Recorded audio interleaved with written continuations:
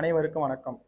100 நாள் 100 இலக்கணங்கள் என்பதன் அடிப்படையில் இன்று முதல் நாளாக நான் எடுத்துக்கொண்டது பொது இடங்களில் உள்ள தமிழ் சொற்கள் எவ்வாறு தமிழ் இலக்கணத்தின் அடிப்படையில் உள்ளது என்பதுதான்.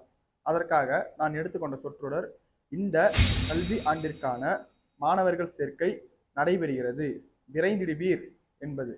முதலில் இந்த கல்வியாண்டு, இங்கு ககர ஒற்று மிகுந்து வர வேண்டும்.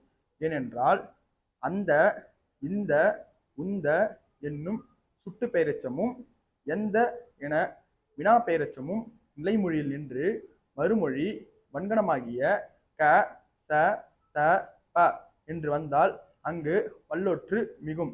எனவே அதன் அடிப்படையில் இந்த கல்வி என்று ககர ஒற்று மிகுந்து வர வேண்டும். அடுத்தபடியாக ஆண்டிற்கான மாணவர்கள் சேர்க்கை நடைபெறுகிறது, விரைந்திடுவீர் என்பது.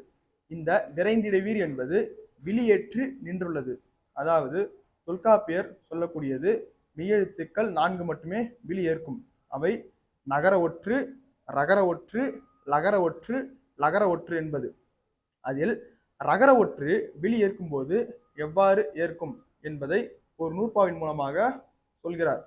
அதாவது ஆறும் அருவும் ஈரோடு சிவனும் என்பது அந்த நூற்பா. அதாவது நிலை மொழிக்கு ஈற்றில் உள்ள ரகர ஒற்றுக்கு அண்மையில் உள்ள அகரமானது ஈராக புணரும் என்பதுதான். அதாவது விரைந்திடுவர் அல்லது விரைந்திடுவார் என்பது ஈகாரம் பெற்று வரும், விரைந்திடுவீர் என்று உணர்ந்து வரும். அடுத்தபடியாக ஆண்டிற்கான என்ற சொல்லையும் மாணவர்கள் என்ற சொல்லையும் பற்றி அடுத்த காணொளியில் காண்போம்.